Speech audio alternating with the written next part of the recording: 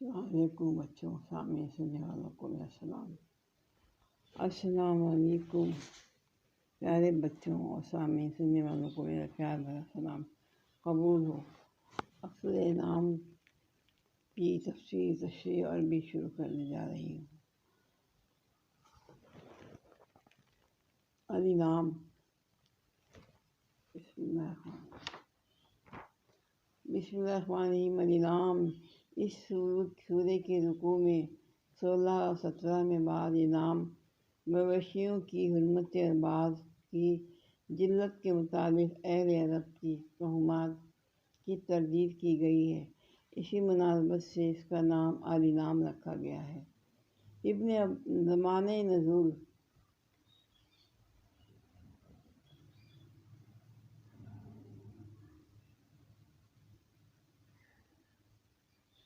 ابن عباس کی روایت ہے کہ یہ پوری سورہ مکے میں بیک وقت نازل ہوئی تھی۔ حضرت معاذ بن جبل کے چچا زاد بہن اسماء بن یزید کہتی ہیں کہ جب یہ سورہ نبی صلی اللہ علیہ وسلم پر نازل ہو رہی تھی، اس وقت آپ اونٹنی پر سوار تھے۔ میں اس کی نکیل پکڑے ہوئی تھی اور بوجھ کے مارے اونٹنی کا یہ حال ہو رہا تھا کہ معلوم ہوتا تھا کہ اس کی ہڈیاں ٹوٹ جائیں گی۔ روایت میں اس بات کی بھی تصریح ہے جس رات یہ نازل ہوئی اسی رات کو آپ نے اسے قلم بند کرا دیا۔ اس کے مضامین پر غور کرنے سے صاف معلوم ہوتا ہے کہ سورہ مکی دور کے آخری زمانے میں نازل ہوئی۔ حضرت اسماء بن زید کی روایت بھی اسی کی تصدیق کرتی ہے، کیونکہ موصوفہ انصار میں سے تھی اور ہجرت کے بعد ایمان لائی۔ اگر قبول اسلام سے پہلے محض بربنا عقیدت وہ نبی صلی اللہ علیہ وسلم کی خدمت میں مکہ حاضر ہوئی ہوں گی، جو یقیناً یہ حاضری آپ کی مکی زندگی کے آخری سال ہی میں ہوگی۔ اس سے پہلے اہل یثرب کے ساتھ آپ کے تعلقات اتنے بڑے ہی نہ تھے کہ وہاں سے کسی عورت کا آپ کی خدمت میں حاضر ہونا ممکن ہوتا۔ شان نزول، زمانۂ نزول متعین ہو جانے کے بعد ہم بآسانی اس پس منظر کو دیکھ سکتے ہیں جس میں یہ خطبہ ارشاد ہوا ہے کہ اس وقت اللہ کے رسول کو اسلام کی دعوت دیتے ہوئے 12 سال گزر چکے تھے۔ قریش کی مذمت اور ستم گری و جفاکاری انتہا کو پہنچ چکی تھی۔ اسلام قبول کرنے والوں کی ایک بڑی تعداد ان کے ظلم و ستم سے عاجز آ کر ملک چھوڑ چکی تھی، اور حبش میں مقیم نبی صلی اللہ علیہ وسلم کی تائید و حمایت کے لیے نہ ابو طالب باقی رہے اور نہ حضرت خدیجہ۔ اس لیے ہر دینوی سہارے سے محروم ہو کر آپ شدید مزاحمتوں کے مقابلے میں تبلیغ رسالت کا فرض انجام دے رہے تھے۔ آپ کی تبلیغ کے اثر سے مکے میں اور گرد و نواح کے قبائل میں بھی صالح افراد پے در پے اسلام قبول کرتے جا رہے تھے، لیکن قوم میں بحیثیت مجموعی رد انکار پر تلی ہوئی تھی۔ جہاں کوئی شخص اسلام کی طرف ادنیٰ میل بھی ظاہر کرتا تھا، اسے طعن ملامت، جسمانی اذیت اور معاشی و معاشرتی مقاطع کا ہدف بننا پڑتا تھا۔ اس تاریخی ماحول میں صرف ایک ہلکی سی شعاع یثرب کی طرف سے نمودار ہوئی تھی، جہاں سے اوس اور خزرج کے بااثر لوگ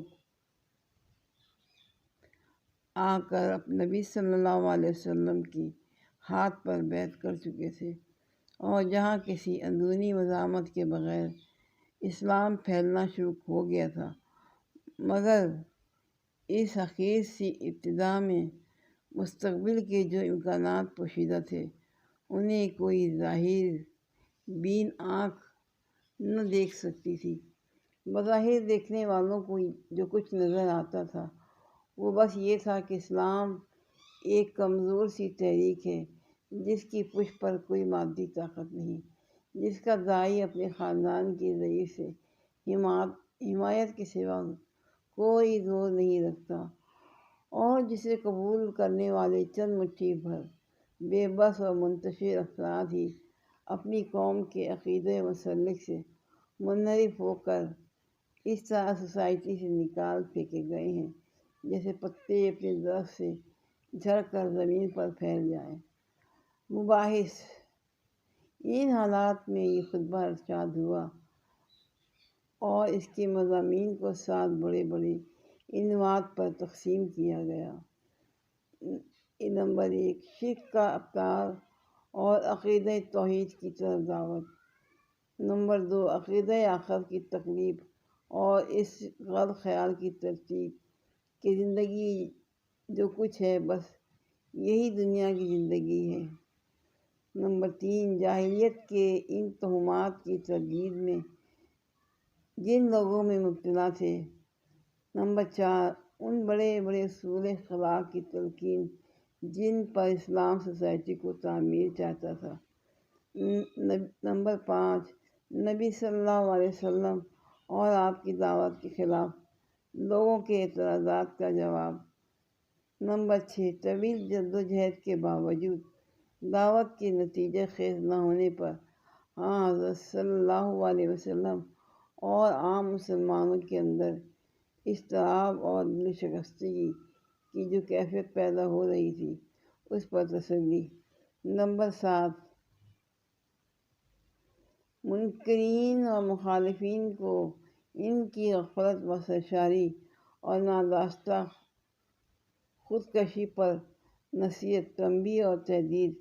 لیکن خطبے کا اندازہ یہ نہیں ہے کہ ایک ایک عنوان پر الگ الگ یکجا کفر یک جگہ گفتگو کی گئی ہو، بلکہ خطبہ ایک دریا کی سی روانی کے ساتھ چلتا جاتا ہے، اور اس کے دوران میں یہ عنوانات مختلف طریقوں سے بار بار چھیڑتے ہیں اور ہر بار ایک نئے انداز سے ان پر گفتگو کی جاتی ہے۔ مکئی زندگی کے ادوار۔ یہاں چونکہ پہلی مرتبہ ناظرین کے سامنے ایک مفصل مکی سورہ آ رہی ہے، اس لیے مناسب معلوم ہوتا ہے کہ اس مقام پر ہم مکی سورتوں کی تاریخ پس منظر کو ایک جامع تشریح کر دیں تاکہ آئندہ تمام مکی سورتوں کو اور ان کی تفسیر کے سلسلے میں ہمارے اشارات کو سمجھنا آسان ہو جائے۔ جہاں تک مدنی سورتوں کا تعلق ہے، ان میں سے تو قریب قریب ہر ایک کا زمانہ نزول معلوم ہوتا ہے یا تھوڑی سی کاوش سے متعین کیا جا سکتا ہے، بلکہ ان کی تو بکثرت آیاتوں کی انفرادی شان نزول تک معتبر روایات میں مل جاتی ہے۔ لیکن مکی صورتوں کے متعلق ہمارے پاس اتنے مفصل ذرائع موجود نہیں ہیں۔ بہت کم صورتیں یا آیتیں ایسی ہیں جن کے زمانۂ نزول اور موقع نزول کے بارے میں کوئی صحیح و معتبر روایت ملتی ہو، لیکن اس زمانے کی تاریخ اس قدر جزئی تفصیلات کے ساتھ مرتب نہیں ہوئی ہے جیسے کہ مدنی دور کی تاریخ ہے۔ اس وجہ سے مکی صورتوں کے معاملے میں ہم کو تاریخی شہادتوں کے بجائے زیادہ تر ان اندرونی شہادتوں پر اعتماد کرنا پڑتا ہے جو مختلف صورتوں کے موضوع، مضمون اور انداز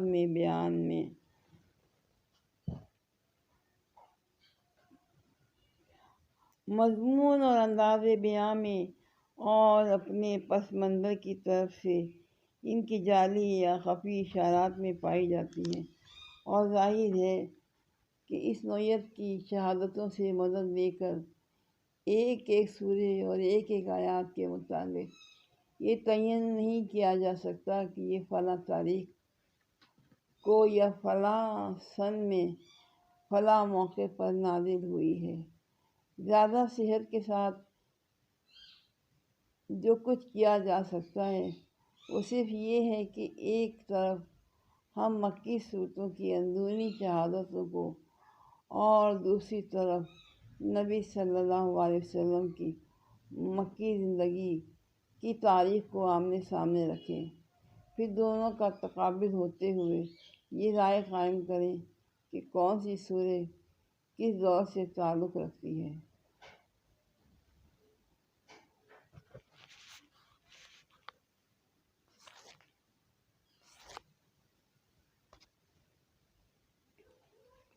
اس طرز تحقیق کو ذہن میں رکھ کر جب ہم نبی صلی اللہ علیہ وسلم کی مکی زندگی پر نگاہ ڈالتے ہیں تو وہ دعوت اسلامی کے نقطہ نظر سے ہم کو 4 بڑے بڑے نمایاں دورہ پر منقسم نظر آتی ہیں۔ پہلا دور آغاز بعث سے لے کر اعلان نبوت تک تقریباً 3 سال، جس میں دعوت خفیہ طریقے سے خاص آدمیوں کو دی جا رہی ہے اور عام اہل مکہ کو اس کا علم نہ تھا۔ دوسرا دور اعلان نبوت سے لے کر ظلم و ستم اور فتنہ کے آغاز تک تقریباً 2 سال، جس میں پہلے مخالفت شروع ہوئی، پھر اس نے مزاحمت کی شکل اختیار کی، پھر تصحیح، استہزاء، الزامات، سب و شتم، جھوٹے پروپیگنڈا اور مخالفانہ جد بندی تک نوبت پہنچی۔ بالآخر ان مسلمانوں پر زیادتیاں شروع ہو گئیں جو نسبتاً زیادہ غریب، کمزور اور بے یار و مددگار تھے۔ تیسرا دور آغاز فتنہ 5ویں صدی نبوی 5ویں ہجری نبوی سے لے کر ابو طالب و حضرت خدیجہ کی وفات 10 نبوی تک تقریباً 5-6 سال، اس میں مخالفت انتہائی شدت اختیار کرتی چلی گئی۔ بہت سے مسلمان کفار مکہ کے ظلم و ستم سے تنگ آ کر حبش کی طرف ہجرت کر گئے۔ نبی صلی اللہ علیہ وسلم اور آپ کے خاندان اور باقی مائندہ مسلمانوں کا معاشی و معاشرتی محاطہ کیا گیا اور آپ اپنے حامیوں اور ساتھیوں سمیت شعیب ابن طالب میں محصور کر دیے گئے۔ چوتھا دور 10 صدی نبوی سے لے کر 13 نبوی تک تقریباً 3 سال، یہ نبی صلی اللہ علیہ وسلم اور آپ کے ساتھیوں کے لیے انتہائی سختی و مصیبت کا زمانہ تھا۔ مکے میں آپ کے لیے زندگی بھر کر دی گئی تھی۔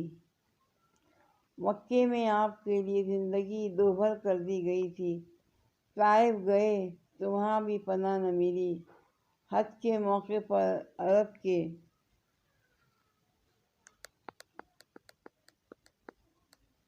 ایک قبیلے سے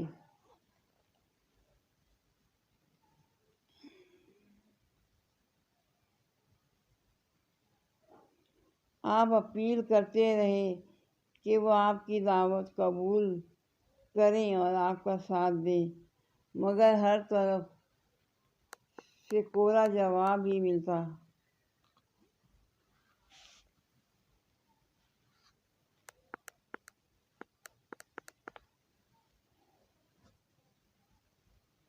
اور ادھر اہل مکہ بار بار یہ مشورے کرتے رہے کہ آپ کو قتل کر دیں یا قید کر دیں یا اپنی بستی سے نکال دیں۔ آخر کار اللہ کے فضل سے انصار کے دل میں اسلام کے لیے کھل گئے اور ان کی دعوت پر آپ نے مدینے کی طرف ہجرت فرمائی۔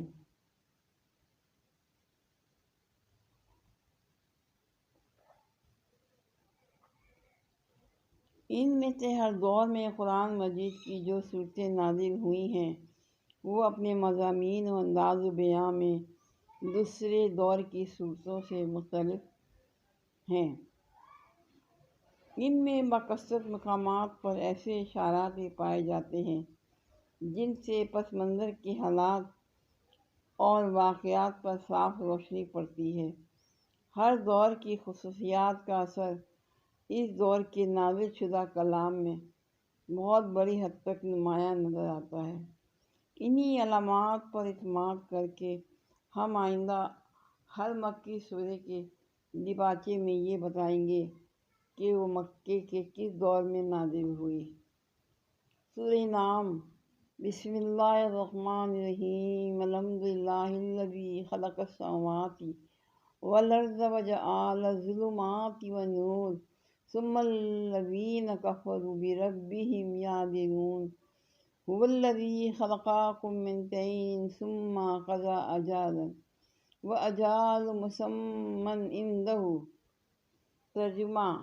تعریف اللہ کے لیے ہے جس نے زمین اور آسمان بنائے، روشنی اور تاریکیاں پیدا کی۔ پھر بھی وہ لوگ جنہوں نے دعوت حق کو ماننے سے انکار کر دیا ہے، دوسروں کو اپنے رب کا ہمسیر ٹھہرا رہے ہیں۔ وہی ہے جس نے تم کو مٹی سے پیدا کیا، پھر تمہارے لیے زندگی کی ایک مدت مقرر کر دی، اور ایک دوسری مدت وہ بھی ہے جو اس کے ہاں طے شدہ ہے۔ تفسیر۔ یاد رہے کہ مخاطب وہ مشرکین عرب ہیں جو اس بات کو تسلیم کرتے تھے کہ زمین و آسمان کا خالق اللہ ہے، وہی دن نکالتا ہے اور رات لاتا ہے، اور اسی نے آفتاب و ماہتاب کے وجود کو بخشا ہے۔ ان میں سے کسی کا بھی عقیدہ یہ نہ تھا کہ یہ کام لات یا حبل یا غزہ یا کسی اور دیوی یا دیوتا کے ہیں، اس لیے ان کو خطاب کرتے ہوئے فرمایا جا رہا ہے کہ نادانو، جب تم خود یہ مانتے ہو کہ زمین آسمان کا خالق اور گردش لیل نہار کا فاعل اللہ ہے، تو یہ دوسرے کون ہوتے ہیں؟ ان کے سامنے سجدہ کرتے ہو، نظریں اور نیازیں چڑھاتے ہو، دعائیں مانگتے ہو اور اپنی حاجتیں پیش کرتے ہو۔ روشنی کے مقابلے میں تاریکیوں کی بصیغہ جمع بیان کیا گیا، کیونکہ تاریکی نام سے عدم نور کا اور عدم نور کے بے شمار مدراج ہیں، اس لیے نور واحد ہے اور تاریکیاں بہت ہیں۔ انسانی جسم کے تمام اجزاء زمین سے حاصل ہوتے ہیں، کوئی ایک ذرہ بھی اس میں غیر عادی نہیں ہے۔ اس لیے فرمایا کہ تم کو مٹی سے پیدا کیا گیا ہے، یعنی قیامت کی گھڑی جب کہ تمام اگلے پچھلے انسان افسر نو زندہ کیے جائیں گے اور حساب دینے کے لیے اپنے رب کے سامنے حاضر ہوں گے۔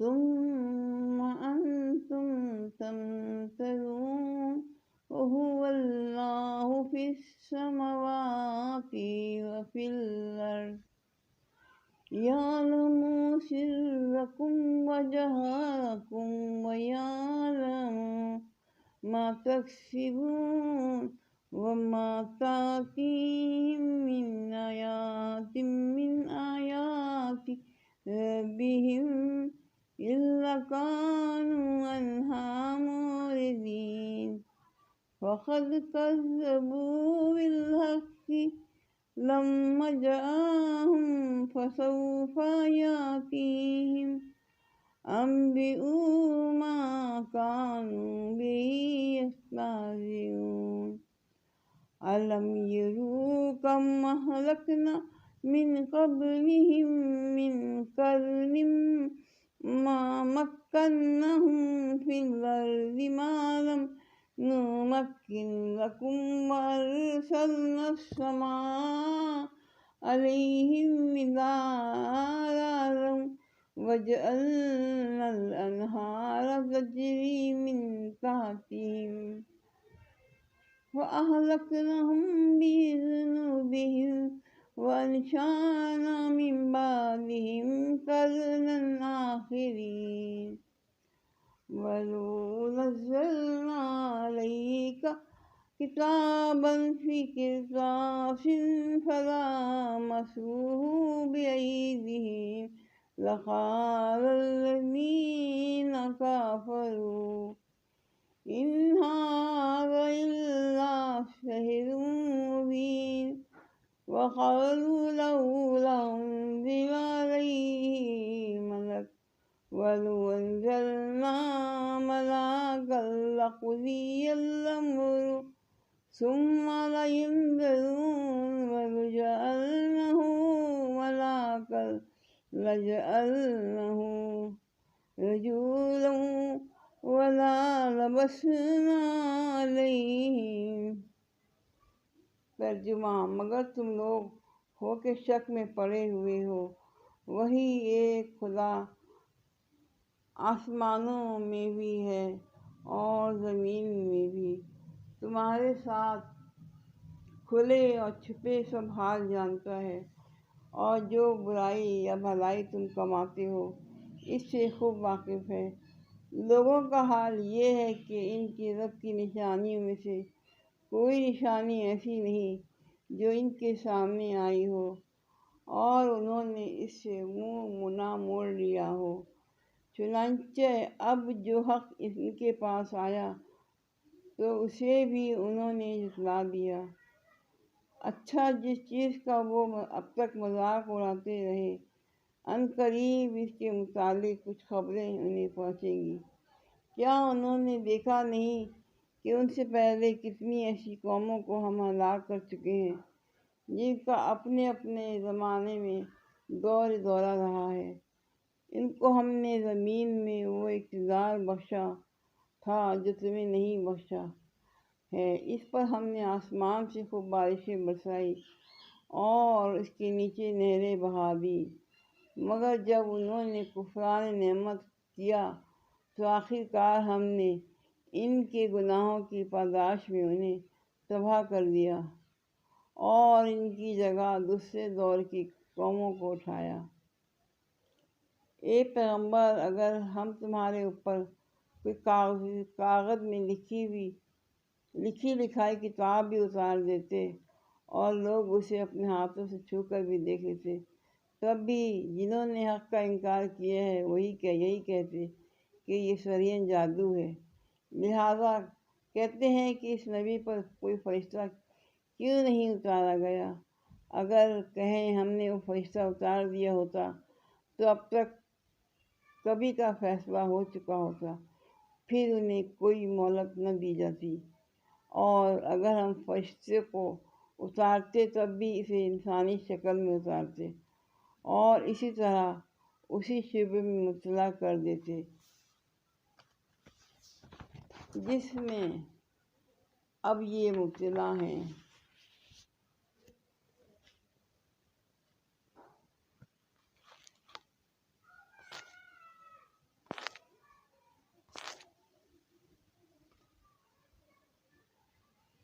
تفسیر: مگر تم لوگ ہو کہ شک میں پڑے ہوئے ہو، وہی ایک خدا آسمانوں میں بھی ہے اور زمین میں بھی، تمہارے کھلے اور چھپے سب حال جانتا ہے، اور جو برائی یا بھلائی تم کماتے ہو اس سے خوب واقف ہے۔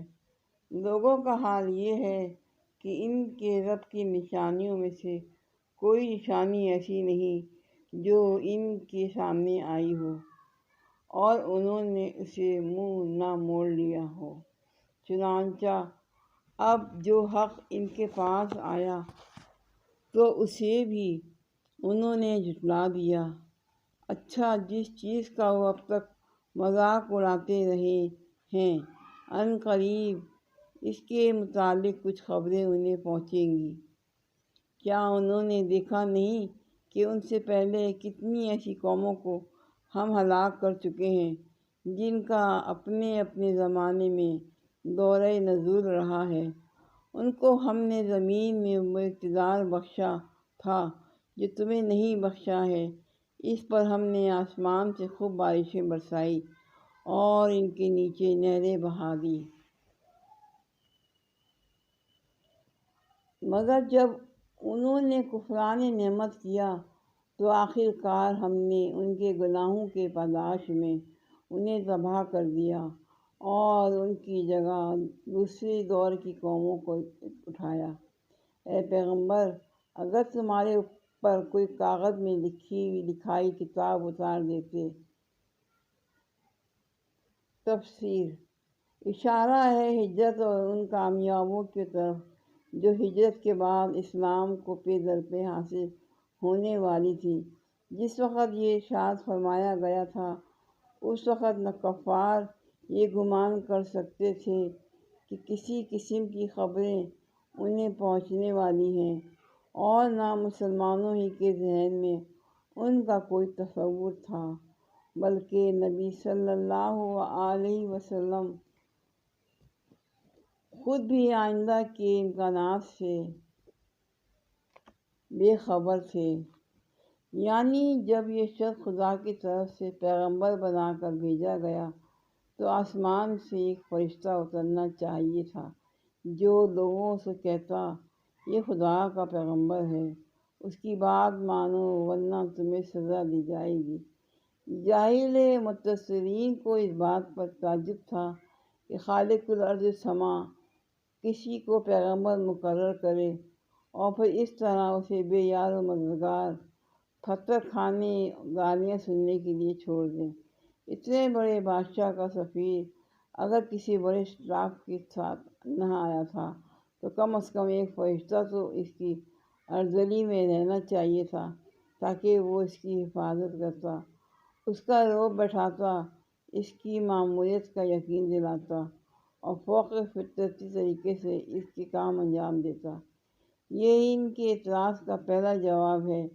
اس کا مطلب یہ ہے کہ ایمان لانے اور اپنے طرز عمل کی اصلاح کرنے کے لیے جو مہلت تمہیں ملی ہوئی ہے اسی وقت تک ہے جب تک حقیقت پردہ غیب میں پوشیدہ ہے، ورنہ جہاں غیب کا پردہ چاک ہوا پھر مہلت کا کوئی موقع باقی نہ رہے گا۔ اس کے بعد تو صرف حساب ہی لینا باقی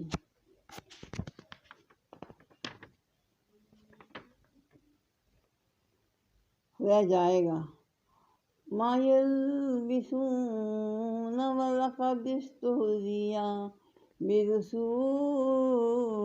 من قبلک فحاق بالذین سخروا منهم ما كانوا به يستهزئون قل سیروا فی الارض ثم انظروا کیف کان عاقبۃ المکذبین قل لمن ما فی السماوات والارض قل اللہ کتب علی نفسہ الرحمۃ لَيَجْمَعَنَّكُمْ إِلَىٰ يَوْمِ الْقِيَامَةِ لَا رَيْبَ فِيهِ الَّذِينَ خَسِرُوا أَنفُسَهُمْ فَهُمْ لَا يُؤْمِنُونَ وَلَهُ مَا سَكَنَ فِي اللَّيْلِ وَالنَّهَارِ وَهُوَ السَّمِيعُ الْعَلِيمُ قل غیر اللہ اتخذ ولیا فاطر السماوات والارض وهو یطعم ولا یطعم قل انی امرت ان اکون اول من اسلم۔ ترجمہ: اے محمد، تم سے پہلے بھی بہت سے رسولوں کا مذاق اڑایا جا چکا ہے، مگر ان مذاق اڑانے والوں پر آخر کار وہی حقیقت مسلط ہو کر رہی جس کا وہ مذاق اڑاتے تھے۔ ان سے کہو ذرا زمین پر چل پھر کے دیکھو جھٹلانے والوں کا کیا انجام ہوتا ہے۔ ان سے پوچھو آسمانوں اور زمین میں جو کچھ ہے وہ کس کا ہے؟ کہو سب کچھ اللہ ہی کا ہے۔ اس نے رحم و کرم کا شیوا اپنے اوپر لازم کر لیا ہے اسی لیے وہ نافرمانیوں اور سرکشیوں پر تمہیں جلدی سے نہیں پکڑ لیتا۔ قیامت کے روز وہ تم سب کو ضرور جمع کرے گا۔ یہ بالکل ایک غیر متشبہ حقیقت ہے، مگر جن لوگوں نے اپنے آپ کو خود تباہی کے خطرے میں مبتلا کر لیا ہے وہ اسے نہیں مانتے۔ رات کے اندھیرے اور دن کے اجالے میں جو کچھ ٹھہرا ہوا ہے سب اللہ کا ہے، اور وہ سب کچھ سنتا اور جانتا ہے۔ کہو اللہ کو چھوڑ کر کیا میں کسی اور کو اپنا سرپرست بنا لوں؟ اس خدا کو چھوڑ کر جو زمین و آسمان کا خالق ہے اور جو روزی دیتا ہے روزی دیتا نہیں ہے۔ کہو مجھے تو یہی حکم دیا گیا ہے کہ سب سے پہلے اس کے آگے سر تسلیم خم کروں، اور تاکید کی گئی ہے کہ کوئی شرک کرتا ہے تو کرے۔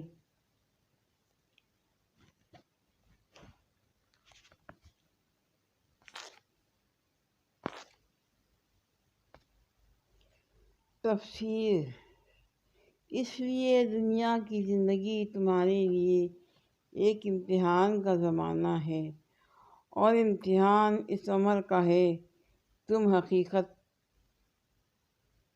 کو دیکھے بغیر عقل و فکر کے صحیح استعمال سے اس کا ادراک کرتے ہو یا نہیں، اور ادراک کرنے کے بعد اپنے نفس اور اس کی خواہشات کو قابو میں لا کر اپنے عمل کو حقیقت کے مطابق درست رکھتے ہو یا نہیں۔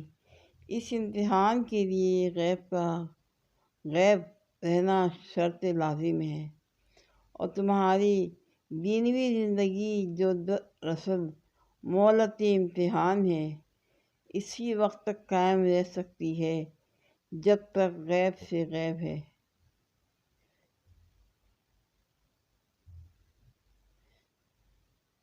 جہاں غیب شہادت میں تبدیل ہوا یہ مہلت لازماً ختم ہو جائے گی، اور امتحان کے بجائے نتیجے امتحان نکلنے کا وقت آ پہنچے گا۔ لہٰذا تمہارے مطالبے کے جواب میں یہ ممکن نہیں ہے کہ تمہارے سامنے فرشتے کو اس کی اصل صورت میں نمایاں کر دیا جائے، کیونکہ اللہ تعالیٰ ابھی تمہارے امتحان کی مدت ختم نہیں کرنا چاہتا۔ یہ ان کے اعتراض کا دوسرا جواب ہے۔ فرشتے کے آنے کی پہلی صورت یہ ہو سکتی تھی کہ وہ لوگوں کے سامنے اپنی اصلی غیبی صورت میں ظاہر ہوتا، لیکن اوپر بتایا گیا کہ ابھی اس کا وقت نہیں آیا۔ اب دوسری صورت یہ ہے باقی رہ گئی کہ وہ انسانی صورت میں آئے، تو اس کے متعلق فرمایا جا رہا ہے کہ اگر وہ انسانی صورت میں آئے تو اس کے معمور من اللہ ہونے میں بھی تم کو وہی اشتباہ پیش آئے گا جو محمد صلی اللہ علیہ وسلم کے معمور من اللہ ہونے میں پیش آ رہا ہے، یعنی گزری ہوئی قوموں کے آثار قدیم اور ان کے تاریخی افسانے شہادت دیں گے کہ صداقت و حقیقت سے منہ موڑنے اور باطل پرستی پر اعتراض کرنے کی بدولت کس طرح یہ قومیں عبرتناک انجام سے دوچار ہوئی۔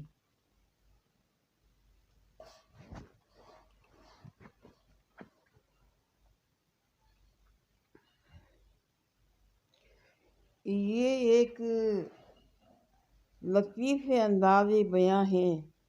پہلے حکم ہوا کہ ان سے پوچھو زمین و آسمان کی موجودات کس کی ہیں؟ سائل نے سوال کیا اور جواب کے انتظار میں ٹھہر گیا۔ مخاطب گرچہ خود قائل ہیں کہ سب کچھ اللہ کا ہے، لیکن نہ تو وہ غلط جواب دینے کی جرات رکھتے ہیں اور نہ صحیح جواب دینا چاہتے ہیں، کیونکہ اگر صحیح جواب دیتے ہیں تو انہیں خود خوف ہے کہ مخالف ان سے ان کے مشرکانہ عقیدے کے خلاف استعمال کر رہے ہیں۔ استدلال کرے گا، اس لیے وہ کچھ جواب نہیں دیتے۔ تب حکم ہوتا ہے کہ تم خود ہی کہو کہ سب کچھ اللہ کا ہے۔ اس میں ایک لطیف تعریف ہے۔ مشرکوں نے اللہ کے سوا جن جن کو اپنا خدا بنا رکھا تھا، وہ سب اپنے ان بندوں کو رزق دینے کے بجائے الٹا اس سے رزق پانے کی محتاج ہیں۔ کوئی فرعون خدائی کے ٹھاٹ نہیں جا سکتا جب تک اس کے بندے اسے ٹیکس اور نذرانے نہ دیں۔ کسی صاحب قبر کی شان میں معبودیت قائم نہیں ہو سکتی جب تک اس کے پرستار اس کا شاندار مقبرہ تعمیر نہ کریں۔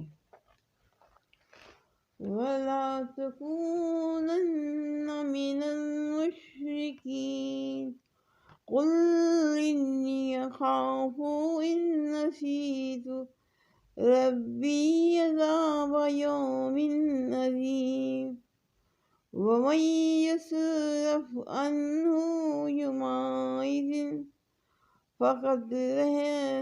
فقد رحمه وذلك الفوز المبين وإن يمسسك الله بضر فلا كاشف له إلا هو وإن يمسسك بغير فهو على كل شيء قدير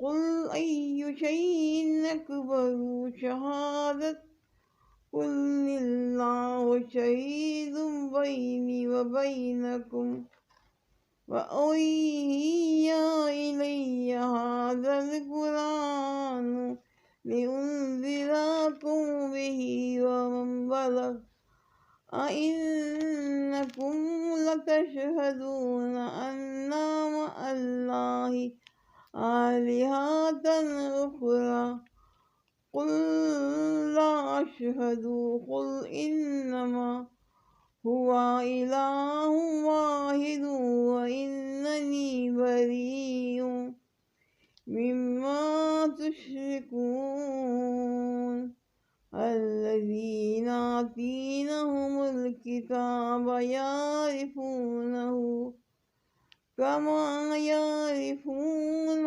أبناءهم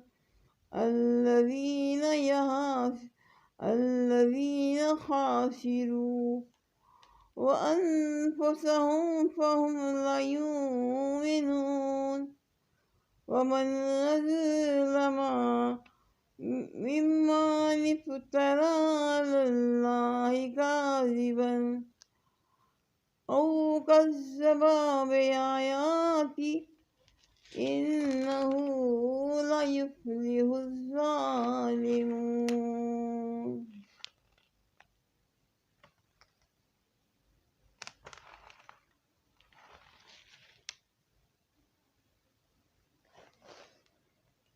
ترجمہ۔ بہرحال مشرکوں میں شامل نہ ہو، کہو اگر میں اپنے رب کی نافرمانی کروں تو ڈرتا ہوں کہ ایک بڑے خوفناک دن مجھے سزا بھگتنی پڑے گی۔ اس دن جو سزا سے بچ گیا اس پر اللہ نے بڑا ہی رحم کیا، اور یہی نمایاں کامیابی ہے۔ اگر اللہ تمہیں کسی قسم کا نقصان پہنچائے تو اس کے سوا کوئی نہیں جو تمہیں اس نقصان سے بچا سکے، اور اگر وہ تمہیں کسی بھلائی سے بہرہ مند کرے تو وہ ہر چیز پر قادر ہے اور اپنے بندوں پر کامل اختیار رکھتا ہے۔ وہ دانا اور باخبر ہے۔ ان سے پوچھو کس کی گواہی سب سے بڑھ کر ہے، کہو میرے اور تمہارے درمیان اللہ گواہ ہے، اور یہ قرآن میری طرف بذریعہ وحی بھیجا گیا ہے تاکہ تمہیں اور جس کو یہ پہنچے سب کو متنبہ کروں۔ کیا واقعی تم لوگ یہ شہادت دے سکتے ہو کہ اللہ کے ساتھ دوسرا خدا بھی ہے؟ کہو میں تو اس کی شہادت ہرگز نہیں دے سکتا۔ کہو خدا تو وہی ایک ہے، اور میں اس شرک سے قطعی بیزار ہوں جس میں تم مبتلا ہو۔ جن لوگوں کو ہم نے کتاب دی ہے وہ اس بات کو اس طرح غیر متشبہ طور پر پہچانتے ہیں جیسے ان کو اپنے بیٹوں کے پہچاننے میں کوئی اشتباہ پیش نہیں آتا، مگر جنہوں نے اپنے آپ کو خود خسارے میں ڈال دیا ہے وہ اسے نہیں مانتے، اور نہ اس شخص سے بڑھ کر ظالم کون ہوگا جو اللہ پر جھوٹا بہتان لگائے یا اللہ کی نشانیوں کو جھٹلائے۔ تفسیر: اس کے پرستار اس کا شاندار مقبرہ تعمیر نہ کریں، کسی دیوتا کا دربار خداوندی سج نہیں سکتا جب تک اس کے پجاری اس کا مجسمہ بنا کر کسی عالی شان مندر میں نہ رکھیں اور اس کو تزئین و آرائش کے سامانوں سے آراستہ نہ کریں۔ سارے بناوٹی خدا بیچارے خود اپنے بندوں کے محتاج ہیں، صرف ایک خداوند عالم ہی وہ حقیقی خدا ہے جس کی خدائی آپ اپنے بلبوتے پر قائم ہیں، اور جو کسی کی مدد کا محتاج نہیں بلکہ سب اسی کے محتاج ہیں، یعنی اس بات پر گواہ ہے کہ میں اس کی طرف سے مامور ہوں اور جو کچھ کہہ رہا ہوں اسی کے حکم سے کہہ رہا ہوں۔ کسی چیز کی شہادت دینے کے لیے محض قیاس یا گمان کافی نہیں ہے، بلکہ اس کے لیے علم ہونا ضروری ہے، جس کی بنا پر آدمی یقین کے ساتھ کہہ سکے کہ ایسا ہے۔ بس سوال کا مطلب یہ ہے کہ کیا واقعی تمہیں علم ہے کہ اس جہان مستدور میں خدا کے سوا اور بھی کوئی کار فرما حاکم ذی اختیار ہے جو بندگی و پرستش کا مستحق ہو؟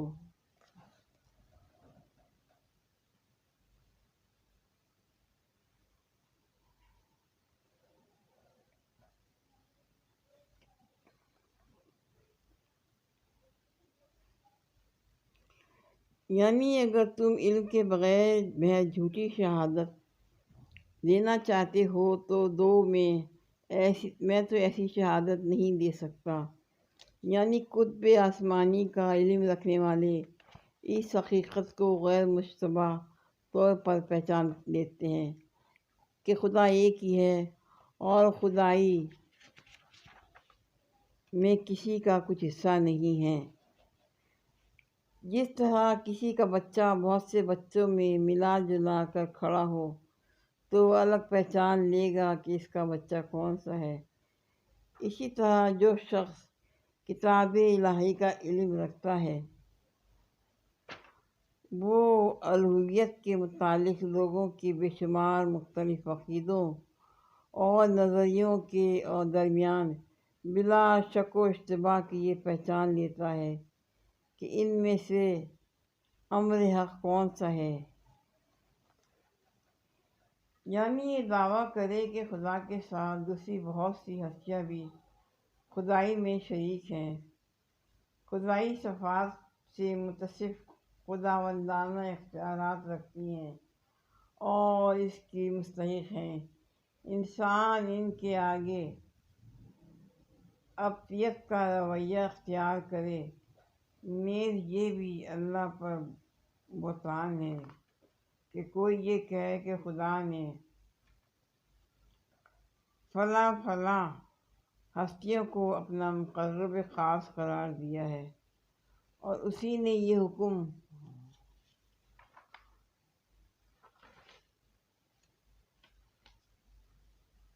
دیا ہے۔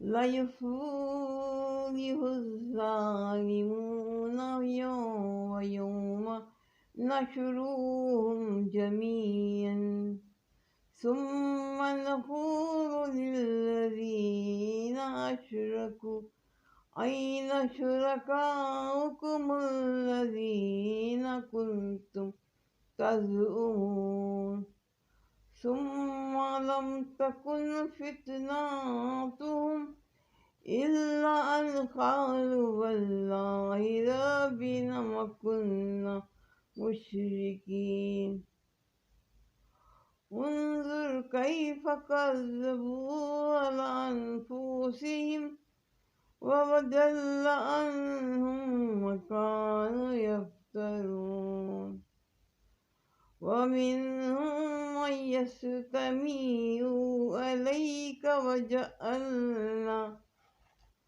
على قلوبهم أكنة أن يفقهوه وفي أذانهم وقرا وإن يروا كل آيات ليؤمنوا بها حتى إذا جاءوك يجادلونك يقول الذين كفروا إن هذا إلا أساطير الأولين۔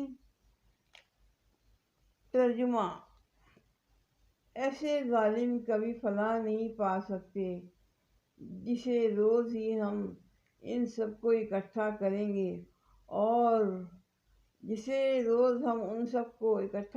گے اور مشرکوں سے پوچھیں گے کہ اب وہ تمہارے ٹھہرائے ہوئے شریک کہاں ہیں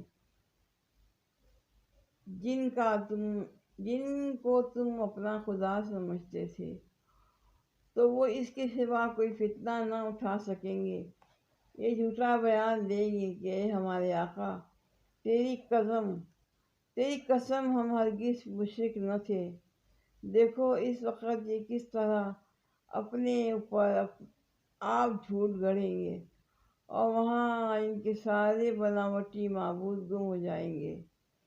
ان میں سے بعض لوگ ایسے ہیں جو کان لگا کر تمہاری بات سنتے ہیں، مگر حال یہ ہے کہ ہم نے ان کے دلوں پر پردے ڈال رکھے ہیں جن کی وجہ سے وہ اس کو کچھ نہیں سمجھتے، اور ان کے کانوں میں گرانی ڈال دی ہے کہ سب کچھ سننے پر بھی کچھ نہیں سنتے۔ وہ خواہ کوئی نشانی دیکھ لیں اس پر ایمان لا کر نہ دیں گے۔ حد یہ ہے کہ جب وہ تمہارے پاس آ کر تم سے جھگڑتے ہیں تو ان میں سے جن لوگوں نے انکار کا فیصلہ کر لیا ہے وہ ساری باتیں سننے کے بعد یہی کہتے ہیں کہ ایک داستان پارینہ کے سوا کچھ نہیں۔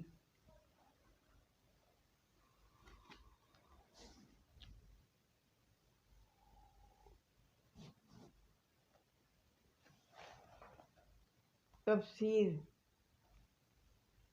یہ کم از کم نہ کہ وہ اس پر راضی ہے بلکہ ان کی طرف خدائی صفات منسوب کی جائیں اور ان سے وہ معاملہ کیا جائے جو بندے کو اپنے خدا کے ساتھ کرنا چاہیے۔ اللہ کی نشانیوں سے مراد وہ نشانیاں بھی ہیں جو انسان کے اپنے نفس اور ساری کائنات میں پھیلی ہوئی ہیں، اور وہ بھی جو پیغمبروں کی سیرت اور ان کے کارناموں میں ظاہر ہوئیں، اور وہ بھی جو کتب آسمانی میں پیش کی گئیں۔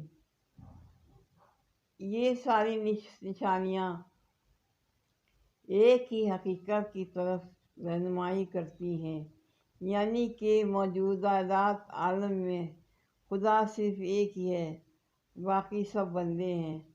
اب جو شخص ان تمام نشانیوں کے مقابلے میں کسی حقیقی شہادت کے بغیر، کسی علم، کسی مشاہدے اور کسی تجربے کے بغیر وجر و قیاس و گمان یا تلقی روائی کی بنا پر دوسروں کو الوہیت کی صفات سے متصف کرے اور خداوندی حقوق کا مستحق ٹھہراتا ہے، ظاہر ہے کہ اس سے بڑھ کر ظالم کوئی نہیں ہو سکتا۔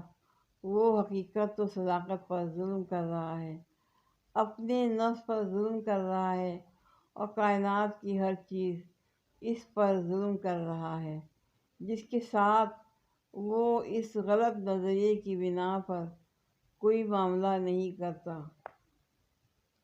یہاں یہ بات محدود رہے گی کہ قانون فطرت کے تحت جو کچھ دنیا میں واقع ہوتا ہے اسے اللہ تعالیٰ اپنی طرف منسوب فرماتا ہے، کیونکہ دراصل اس قانون کا بنانے والا اللہ ہی ہے، اور جو نتائج اس قانون کے تحت رونما ہوتے ہیں وہ سب حقیقت میں اللہ کے عزم و ارادے کے تحت ہی رونما ہوا کرتے ہیں۔ ہر دھرم منکرین حق کا سب کچھ سننے پر بھی کچھ نہ سننا، اور داعی حق کی کسی بات کو ان کے دل میں نہ اترنا، ان کی ہر دھروی اور تعصب و جمود کا فطری نتیجہ ہے۔ قانون فطرت یہی ہے کہ جو شخص ضد پر اتر آیا ہے وہ بے تعصبی کے ساتھ صداقت پسند انسان کا سا رویہ اختیار کرنے پر تیار نہیں ہوتا۔ اس کے دل کے دروازے ہر اس صداقت کے لیے بند ہو جاتے ہیں جو اس کی خواہشات کے خلاف ہو۔ اس بات کو جب ہم بیان کریں گے تو یوں کہیں گے کہ فلاں شخص کے دل کے دروازے بند ہیں، اور اسی بات کو جب اللہ بیان فرمائے گا تو یوں فرمائے گا کہ اس کے دل کے دروازے ہم نے بند کر دیے ہیں، کیونکہ ہم صرف واقعہ بیان کرتے ہیں اور اللہ سب حقیقت واقعے کا اظہار فرماتا ہے۔ نادان لوگوں کا عموماً یہ قاعدہ ہوتا ہے، جب کوئی شخص انہیں حق کی طرف دعوت دیتا ہے تو وہ کہتے ہیں کہ تم نے نئی بات کیا کہی، یہ سب وہی پرانی باتیں ہیں جو ہم پہلے سے ہی سنتے چلے آ رہے ہیں۔ گویا ان احمقوں کا نظریہ یہ ہے کہ کسی بات کے حق کو ہونے کے لیے اس کا نیا ہونا بھی ضروری ہے، اور جو بات پرانی ہے وہ حق نہیں ہے، حالانکہ حق ہر زمانے میں ایک ہی رہا ہے اور ہمیشہ ایک ہی رہے گا۔ خدا کے دیے ہوئے علم کی بنا پر جو لوگ انسانوں کی رہنمائی کے لیے آگے بڑھے ہیں وہ سب قدیم ترین زمانے سے ایک ہی امر حق کو پیش کرتے آئے ہیں، اور آئندہ بھی اس منبع علم سے فائدہ اٹھا کر کچھ پیش کرے گا اور اسی پرانی بات کو دہرائے گا۔ البتہ نئی بات صرف وہی لوگ نکال سکتے ہیں جو خدا کی روشنی سے محروم ہو کر ازلی و ابدی حقیقت کو نہیں دیکھ سکتے، اور اپنے ذہن کی سچ سے کچھ نظریات گھڑ کر انہیں حق کے نام سے پیش کرتے ہیں۔ اس قسم کے لوگ بلا شبہ ایسے نادر کار ہو سکتے ہیں وہ بات کہیں جو ان سے پہلے کبھی دنیا میں کسی نے نہ کی ہو۔